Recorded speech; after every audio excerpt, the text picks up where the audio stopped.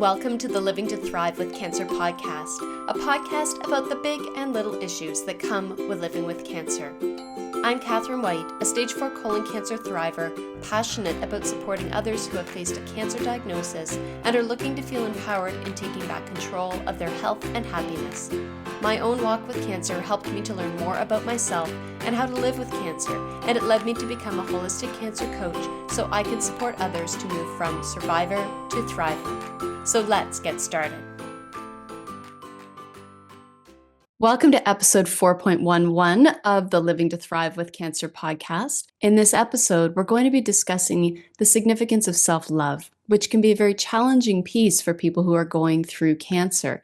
And particularly in February, where things are really framed around the holiday of the celebration of Valentine's Day and all of the external factors around that, it can be very overwhelming. So we want to really be focusing on self-love as a crucial part of your care practice and focusing on things like building in affirmations, setting boundaries, and self-care practices.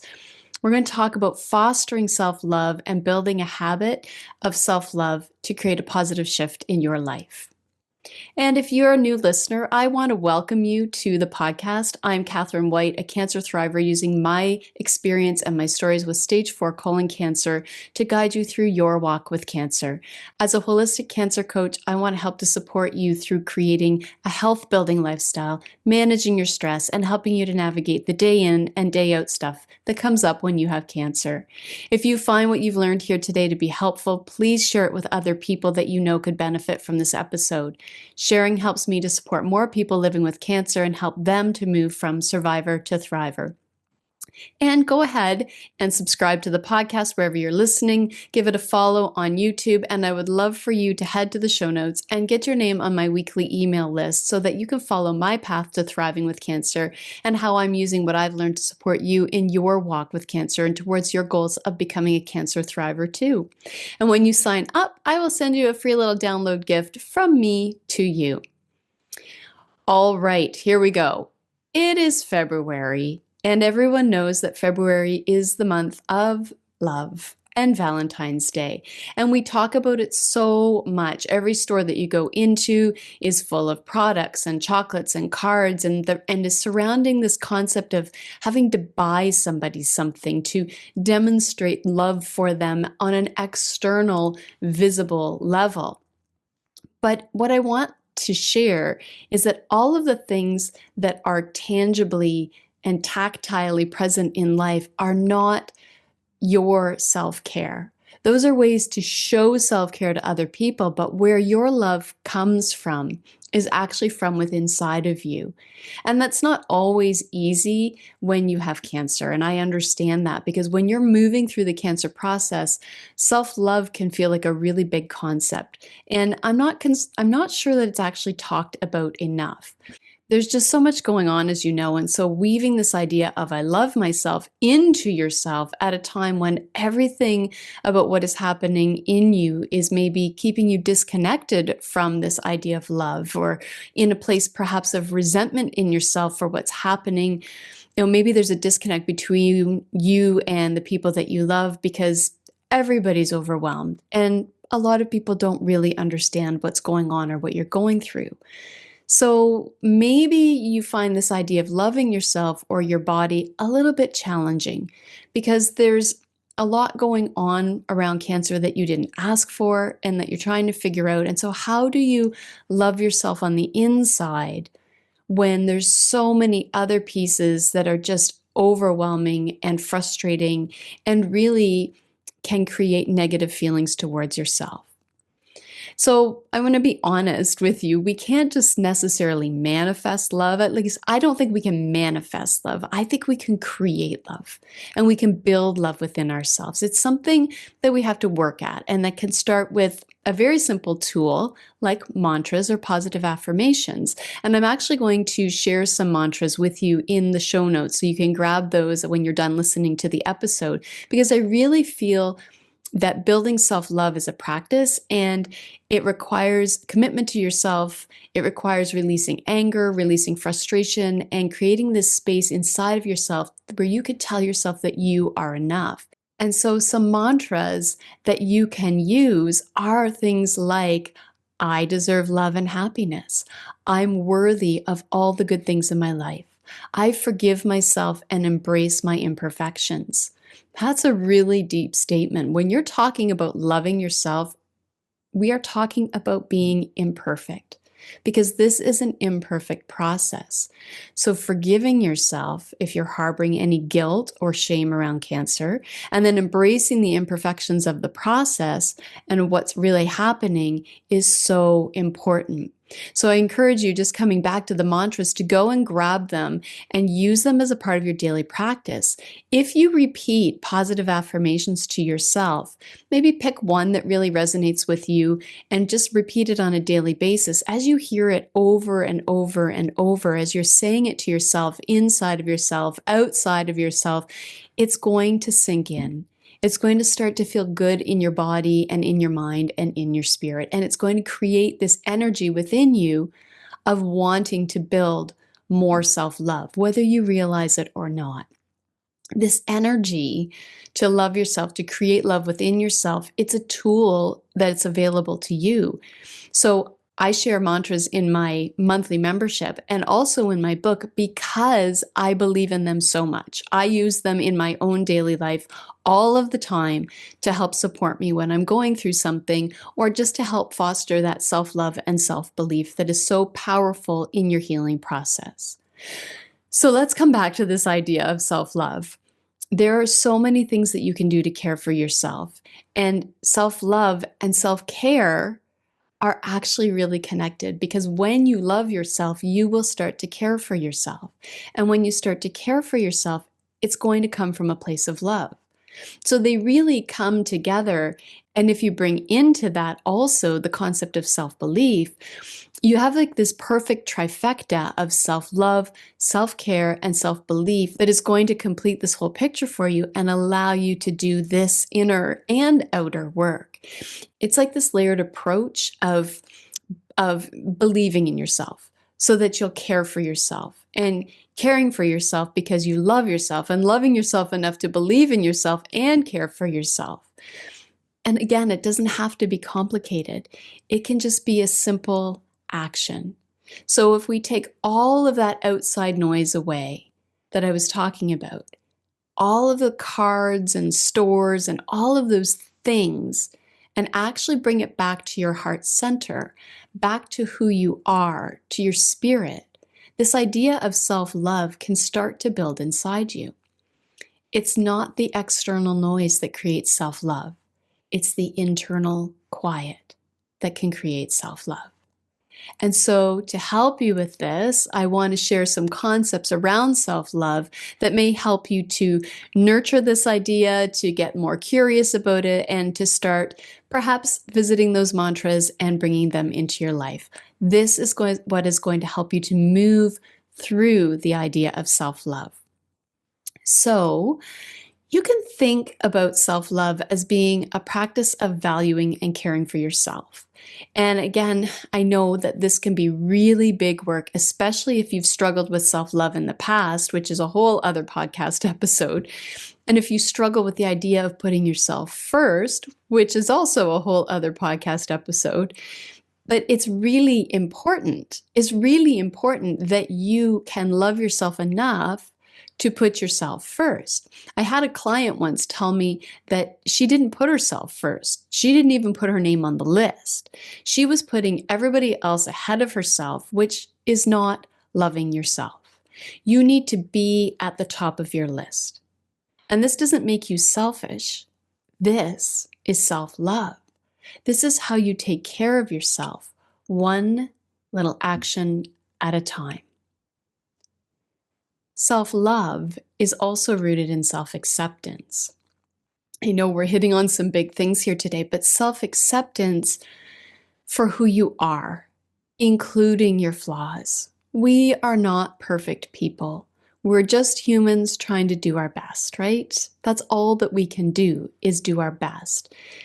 And so this idea of self-acceptance comes from your flaws, your imperfections, your gifts, your talents, loving yourself for who you are and what you have to offer. And then there's the concept of caring for yourself. And as I said, self-care is rooted in self-love. And a really important part of creating self-love within yourself is creating boundaries. And some of you may be feeling like, oh, this is a big topic. This is also a whole other podcast episode, because boundaries are so important. Boundaries are huge when we think about self-love. This really involves you being able to say, I need to set some parameters around who I'm letting in, how I'm letting them in, where I'm giving my energy, how I'm conserving my energy, my emotions.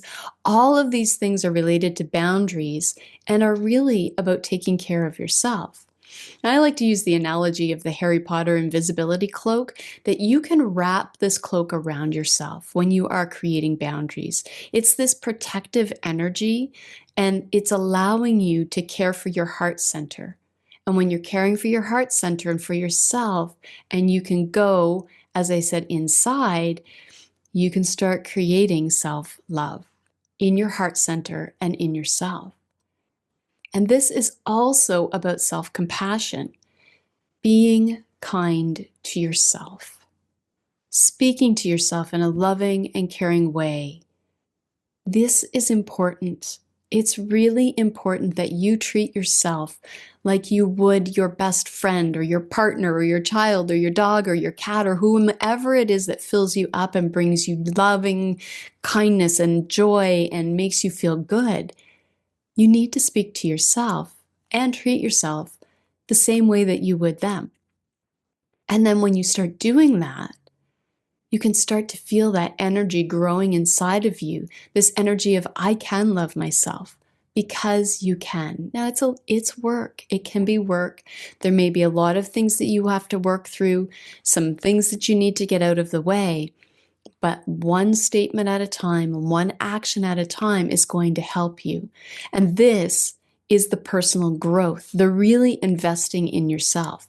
Because when you care for yourself, all of those pieces come together and it makes this holistic path of healing clearer, because you're putting yourself first. This is really looking into your overall wellness and well-being, like really looking at yourself in the mirror and saying that you deserve this. You deserve to love yourself. You deserve to be healthy. You deserve to be happy. And self-love is going to be at the foundation of that. To do all of this, you need to trust in yourself.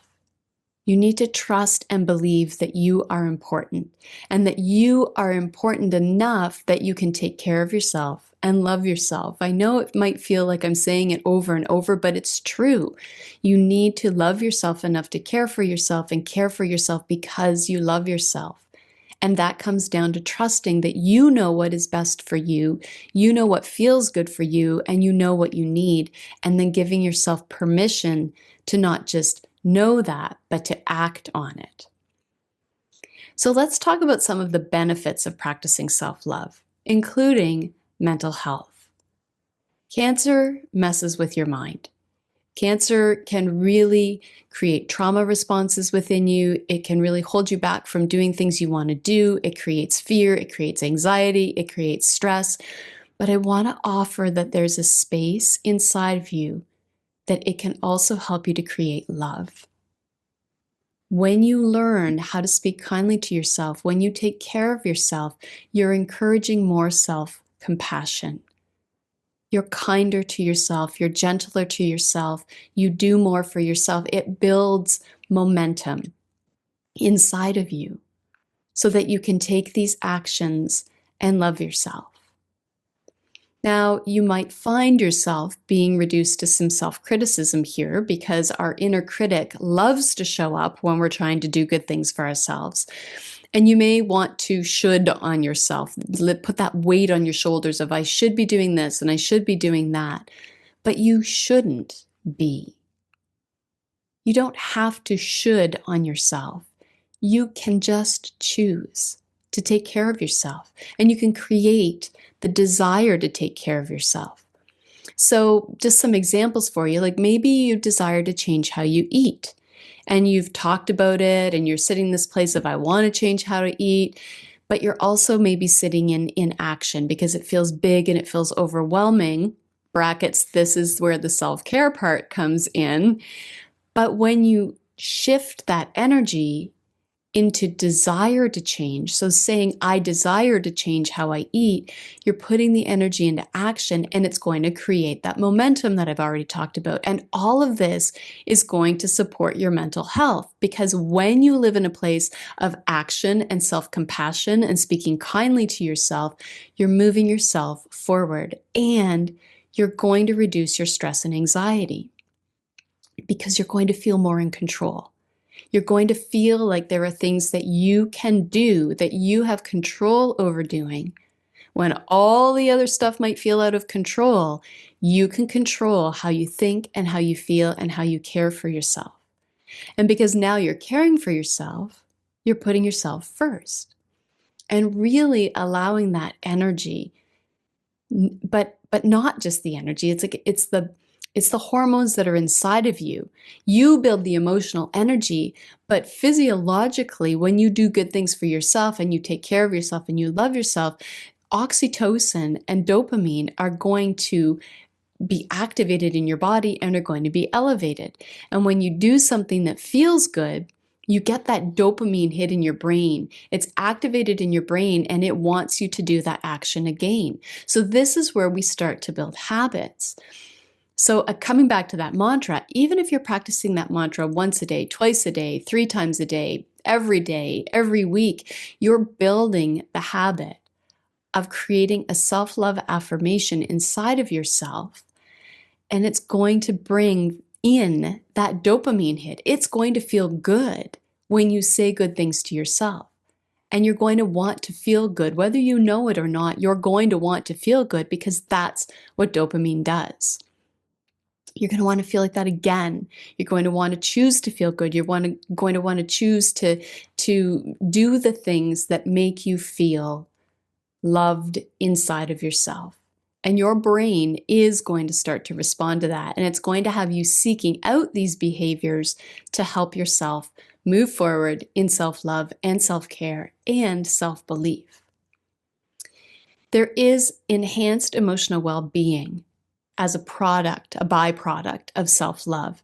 And that is going to help you to continue to be kinder to yourself, to really be able in those hard times, in those difficult moments, to be kind to yourself because you've created this energy within you. And it's going to help you to foster stronger relationships because when you have boundaries and enhanced emotional well-being, you're not giving of yourself all of the time.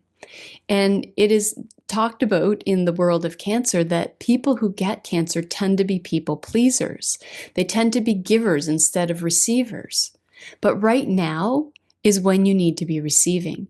You need to be creating the boundaries that prevent you from giving and giving and giving and depleting your energy, and instead receiving and increasing your energy. And this is going to help with your self-esteem and your confidence. It's going to help you to feel good about yourself, which goes back to that dopamine hit in the brain, which makes you want to do more to feel good about yourself. It helps to support your physical body when you love yourself, because then you decide, no, I'm actually not going to sit on the couch. I'm going to go for a walk. I'm going to go do some yoga. I'm going to start juicing every morning. I'm going to start journaling. I'm going to do things that feel good for me and that encourage me to do more things that are good for me, so that in turn, I am building a better physical health practice for myself. You can see this all works together. It's not operating in isolation. So when you do regular exercise and you have balanced eating habits and you get a good night's sleep, all of these things are improving your physical health. And you can do this because of the love and the care that you're putting into yourself, that you've put into motion. And you can even create increased and enhanced productivity and creativity when you live in a place of self-love. Maybe you can see where this is going, that as you start to build these habits, you can add and build more. And it doesn't have to be a big start. I'm not asking you to go out and start doing all the things right away. I'm offering that one small action at a time, one small belief, one mantra, one saying no when you don't want to do something and yes when you do, is going to create that momentum and put it into place so that your life will feel better. And then you're going to get this recurring thought of, I deserve to be cared for. I deserve to love myself. I don't have to just be good to other people. I can be good to myself too because I am important. You are so worthy of loving and caring for yourself. You get to make decisions that I am worth it and I am going to do this. Remember the boundaries and taking care of your body and your mind and accepting the imperfections because you don't have to do it perfectly. Some days you're going to forget to journal. Some days you might not go for a walk. Some days you might eat the food that you don't think you should be eating, but you do. It's not a perfect process. But when you understand that it's not about being perfect, it's about doing the best that you can, then it comes back to that love. I love myself for doing the best that I can with what I have right now. That's a perfect mantra to try on. There is self-love when you make what you perceive to be a mistake. So let's talk about mistakes for a moment. Mistakes are mistakes. I had a client who was very concerned about the amount of donuts that she was eating. She just could not stop eating donuts. So we actually talked about this. And I chuckled only because it seemed to her like such a silly conversation, but it really was a big thing. She was not intentionally sabotaging her health, but she also knew that she was somewhat sabotaging her health and her mental health with her actions. And then she felt shame and guilt around what she was doing, around eating these donuts. And so we talked through this whole idea that sometimes we do things and we can recognize them for what they are, and we don't have to feel shame and guilty around it. You ate the donuts. It's okay. It's not even a mistake. It's just something that you did. So bless it, forgive yourself, thank yourself for enjoying the moment and move on. Like we really had to work through these thoughts. But that's the self piece here. The piece of what are you going to learn from this? Part of loving yourself is recognizing those moments where you can learn from your actions that will help you to increase the love inside of yourself. So maybe the lesson is my body doesn't feel good when I eat the donuts. It's nurturing my need to have comfort, but it doesn't feel good in my body.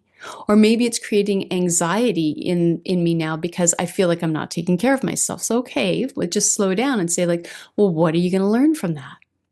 Maybe don't eat the donuts. Maybe eat less donuts. Maybe find a substitute for the donuts.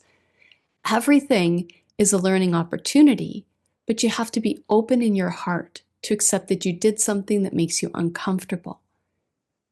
Maybe you feel shame for your actions, but now learn from it. What is the lesson here? That's the gift of going inside and loving yourself, is to say, I made an error, a mistake, I did something that I'm not comfortable with, but however you want to frame it, but I can still love myself and I can learn from this because I'm not a perfect person. And this leads us into the conversation around gratitude. Cultivating gratitude is part of loving yourself. Having a daily gratitude practice is huge because there is always something to be thankful for.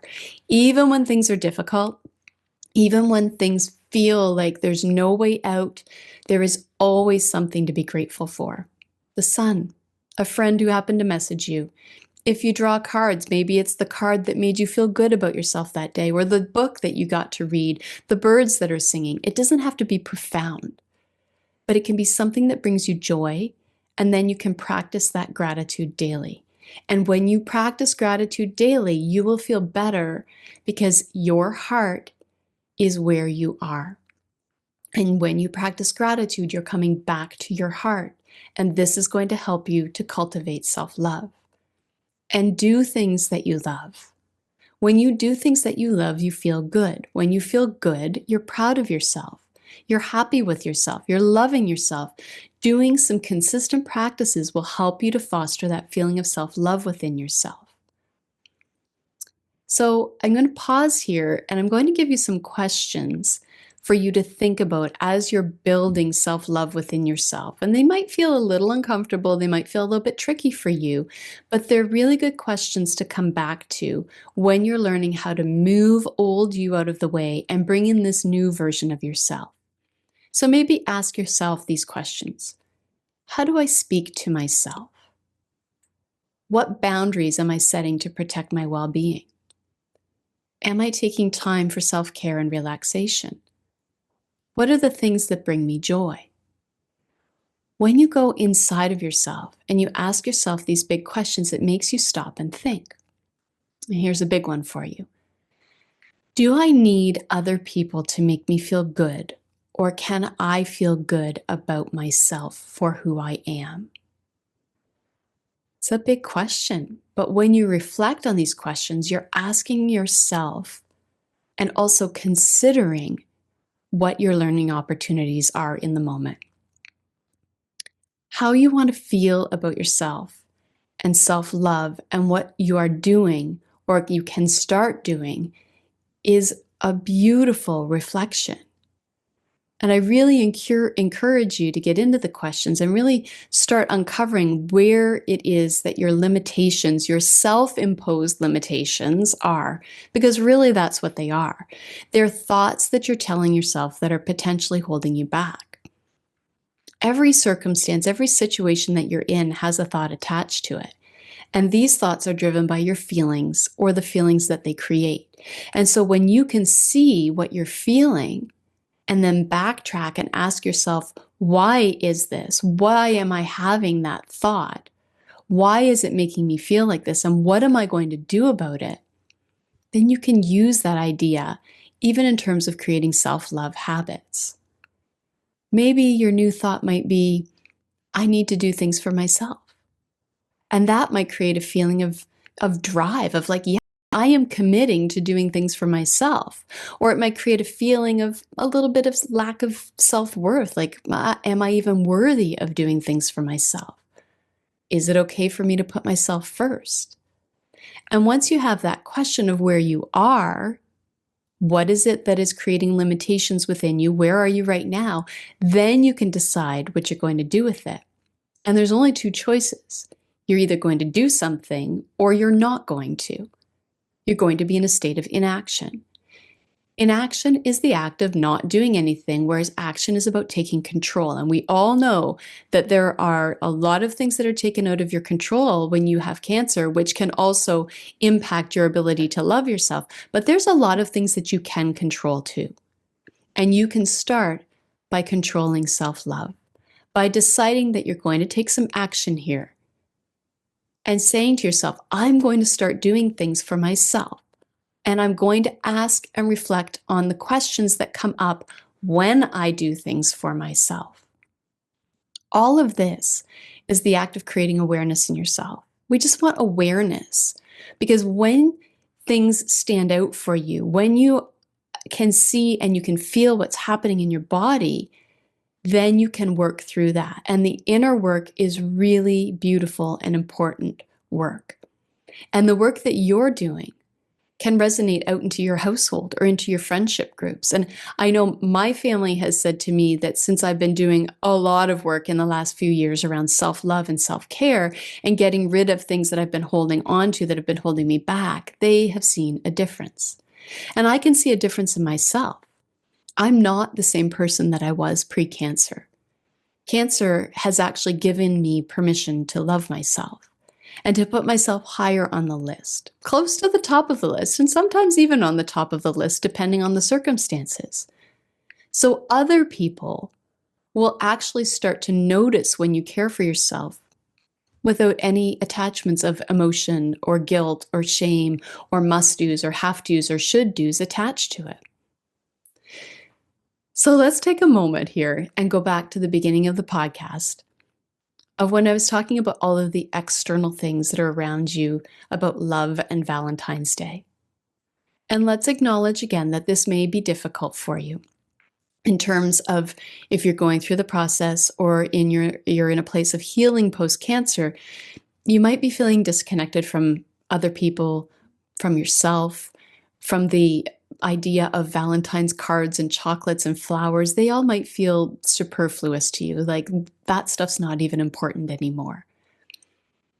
Or that the external world is telling you how you're supposed to do something or feel in a certain time or space. I know a lot of times I have clients say that things that felt important before, like buying chocolates for someone, just doesn't seem important anymore.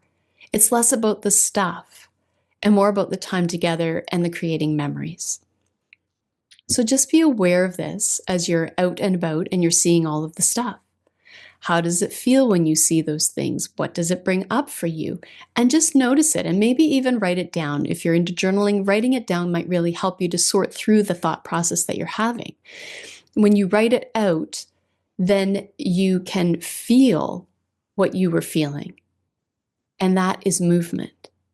When you write it out and put it on paper, you can see it and reflect on it. And that is movement.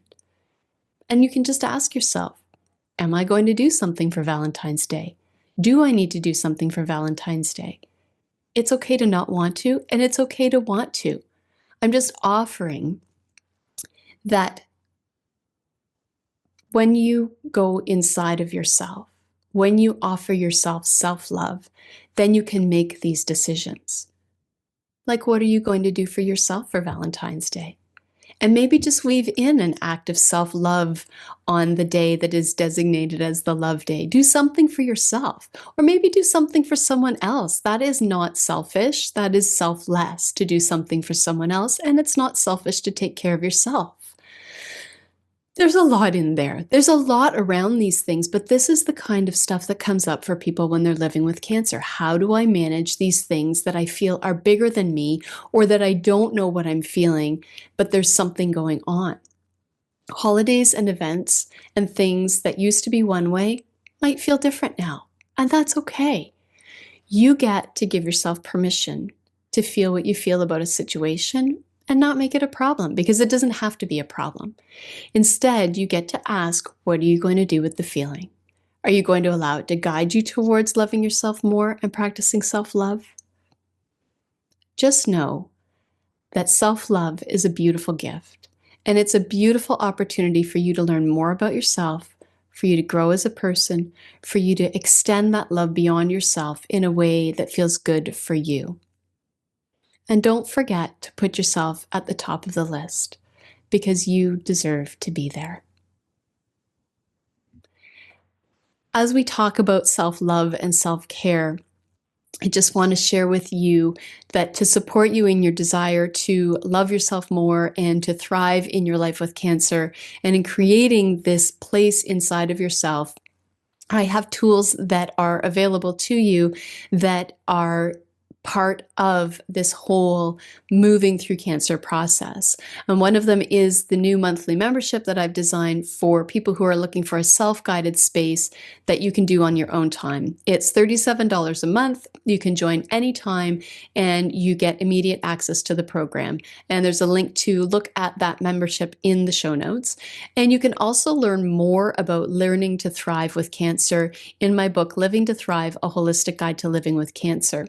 It's available on Amazon, and I want to share with you that on March 6th, I'm hosting a free online book talk to share with you more about my story, why I needed to write this book, and some excerpts from the book. And you'll have a chance to ask some questions on the call if you would like to. And one lucky guest will receive a free autographed copy of Living to Thrive. Friends, if you have enjoyed this or other episodes, I would really appreciate it if you would leave a 5-star review wherever you're listening. This helps me to reach more people like you who are looking for support and guidance and a different way to live with cancer. Thanks for being here today, and watch for the next episode that features a very special guest who shares her knowledge of massage and fascia and how hands-on healing can help to support your healing process. Thank you so much for being here today. I hope you have a beautiful rest of your day. And may you live your life to your fullest, follow your heart, and thrive